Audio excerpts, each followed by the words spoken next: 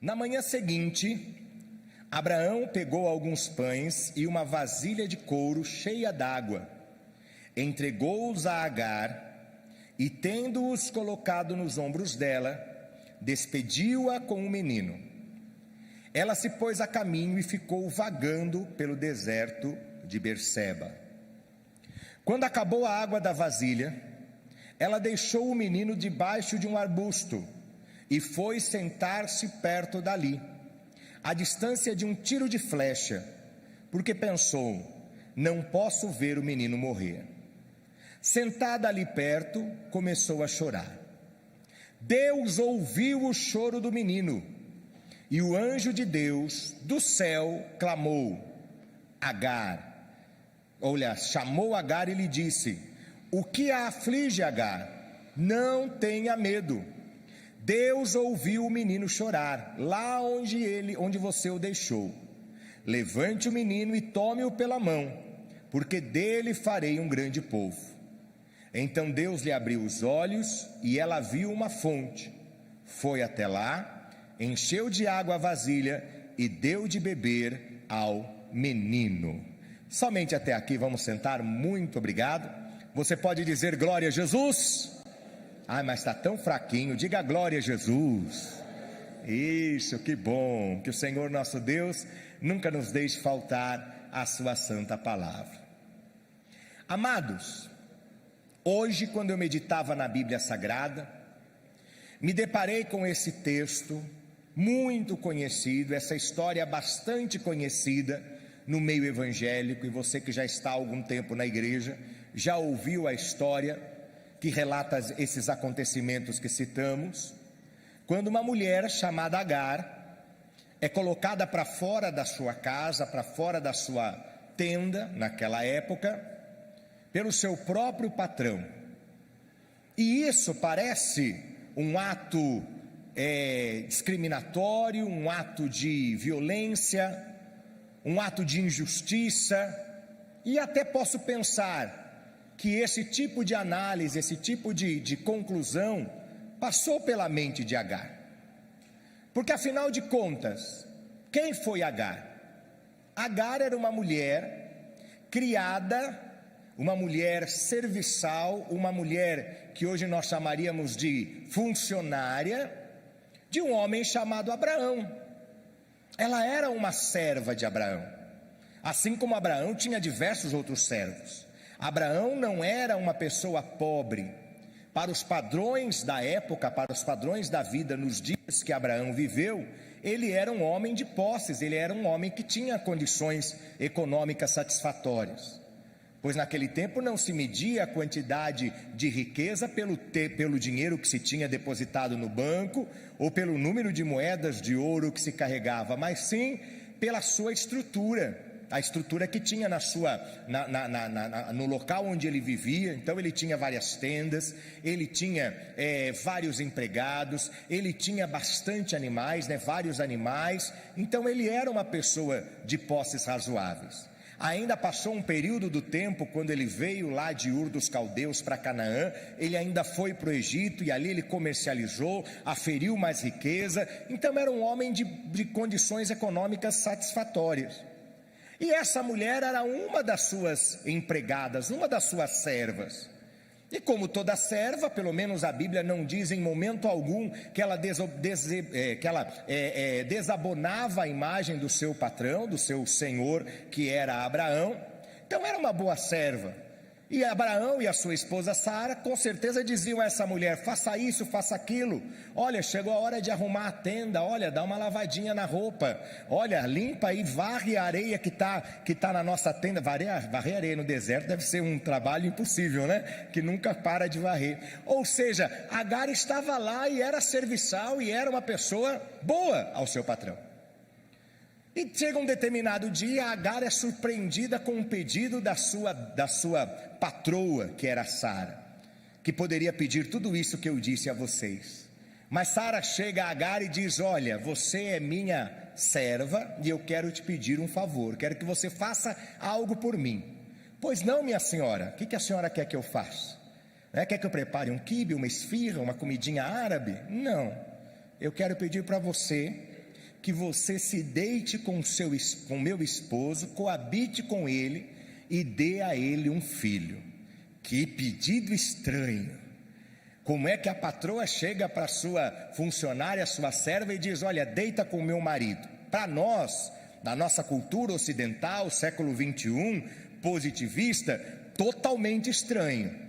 Mas tente entrar na cultura desse povo que nós estamos falando há 4.000 anos atrás, onde o papel da mulher não era mais ou menos do que honrar o seu marido, dando-lhe filhos, tendo uma prole. Uma mulher que não dava filhos ao seu marido era uma mulher que não o honrava, e se ela não o honra com filhos, é uma mulher desonrada. Por isso você encontra na Bíblia o caso de Ana e o caso de outras mulheres que não podiam gerar filhos, e quanta situação difícil, quanto complexo, quanta depressão essas pessoas passavam, porque não se sentiam cumpridoras do seu papel no quadro familiar.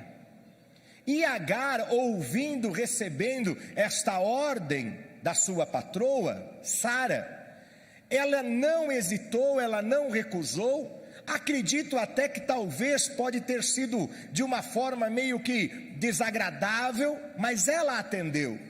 E ela não fez porque ela procurou, ela foi porque ela obedeceu uma ordem que lhe foi dada.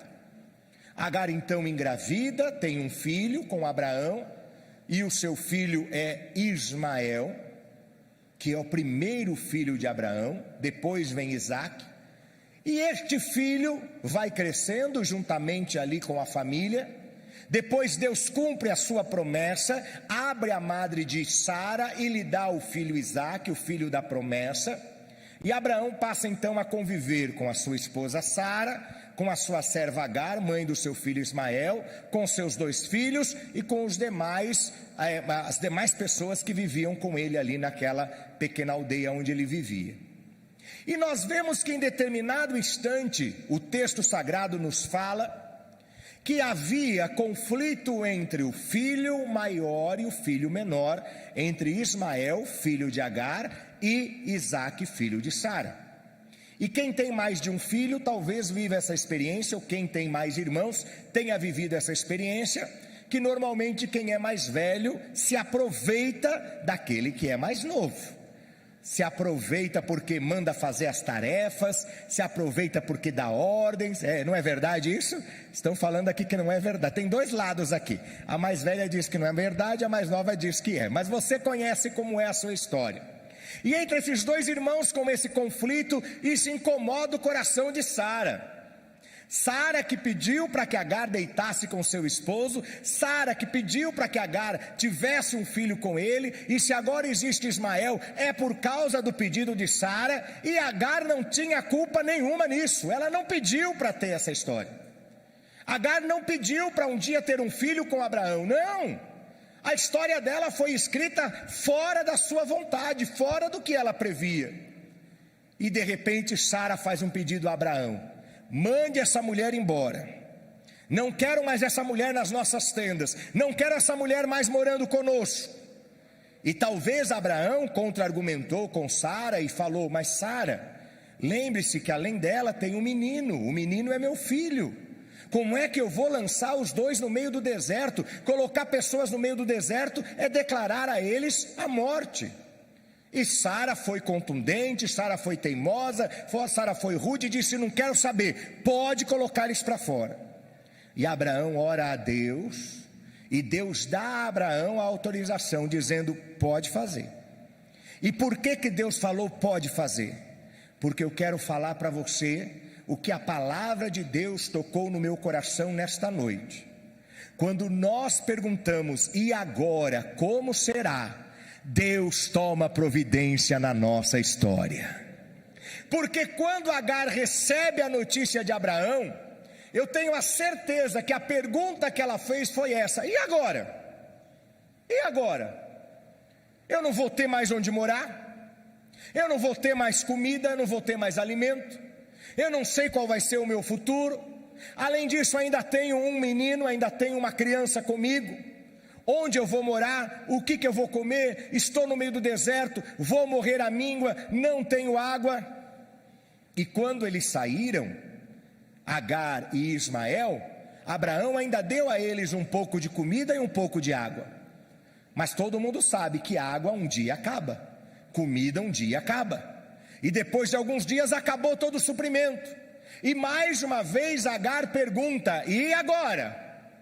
Eu já não tenho mais onde morar, e agora a pouca comida que tinha e água que tinha acabou, e agora? Não tem mais saída. O que vai acontecer? Vamos morrer.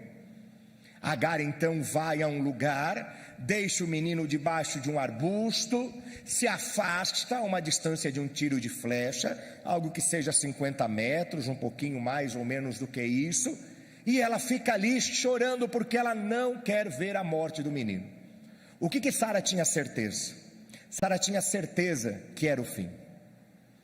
E eu quero dizer para você que está me ouvindo aqui na igreja, e você que me assiste através da internet, há momentos na nossa vida que nós temos uma certeza: é o fim, acabou, não tem mais o que fazer, não tem mais jeito. É na vida financeira que agora quebrou mesmo, não tem mais restauração. É na vida do relacionamento familiar, a família está rompida, a família está dividida. É na vida matrimonial, o casamento chegou ao termo. É na vida espiritual, quando você se sente tão fraco que você não tem mais nem vontade de estar na presença de Deus. Mas todas as vezes que o homem se pergunta: e agora o que vai ser? Se nós estamos na presença de Deus, Deus responde esta oração, sabe como? Dando providência na vida daquele que crê nele. O Senhor responde a oração, responde a pergunta melhor, do e agora, com a resposta: deixa que eu vou agir. Quando você pergunta: e agora, Senhor? Deus fala para você: agora deixa comigo. Irmãos, e a hora que Deus fala: agora deixa comigo, irmã evangelista Terezinha, você pode ficar sossegada, sabe por quê? Pode ser no meio do deserto, pode não ter água, pode não ter comida, pode não ter recurso, pode não ter tenda, pode não ter aparentemente futuro, pode não ter esperança nenhuma, mas Deus manda a resposta do céu, e Deus é Deus que responde a nossa oração. A tua resposta, ela vem da parte de Deus. Nós continuamos cometendo os mesmos erros, e o nosso erro é esperar que a nossa resposta virá de outro meio. Deus pode usar o meio que Ele quiser, mas uma coisa eu sei: a nossa resposta, ela vai vir da parte de Deus. Quantos de nós, quantos de vocês que me assistem agora, quantos agora estão dizendo: e agora, Senhor? E agora, Jesus?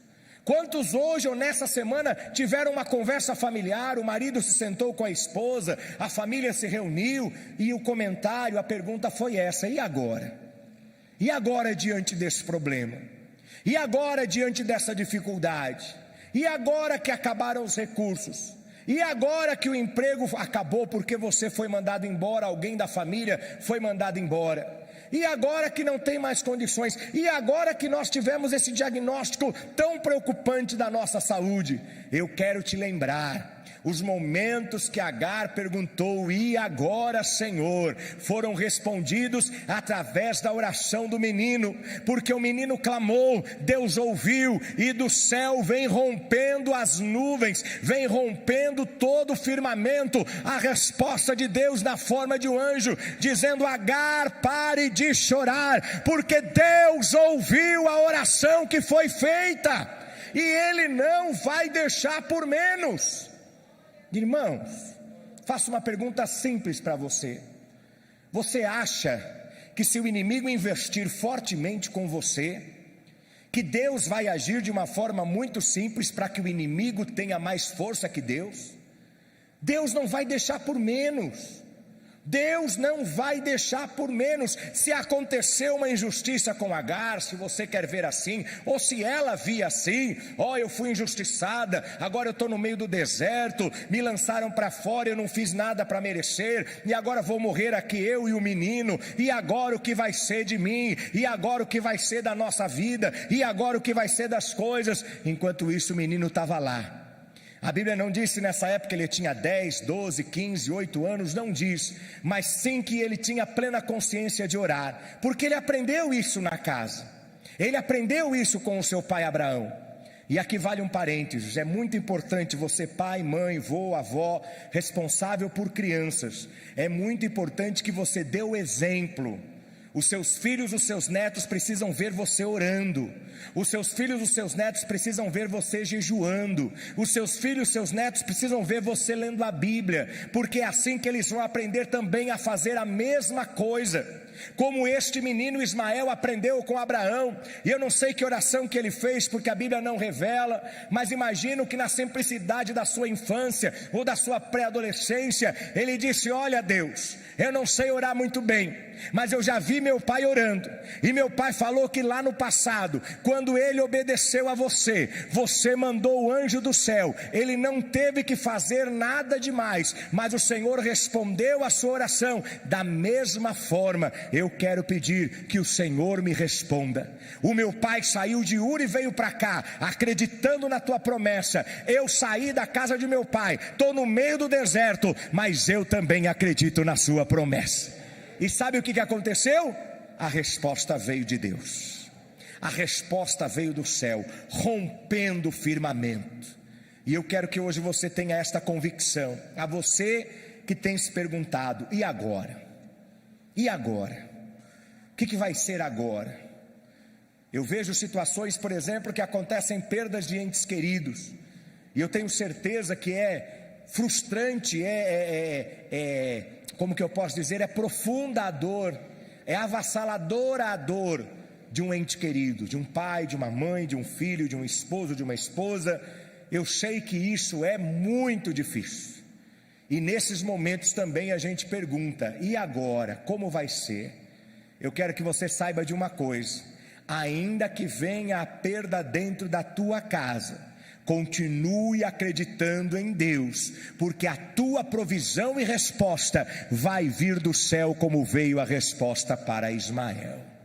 É assim que funciona. Ismael não teve mais Abraão na vida dele. A Bíblia não indica em nenhum lugar que eles se reencontraram, ou que Agar reencontrou Abraão, ou que Agar voltou para a tenda de Abraão. Provavelmente nunca mais, irmão Nelson, eles se viram, nunca mais. Mas uma coisa foi certa: o menino pelo menos aprendeu: eu posso estar no meio do deserto, mas eu vou clamar, e a minha resposta virá do céu.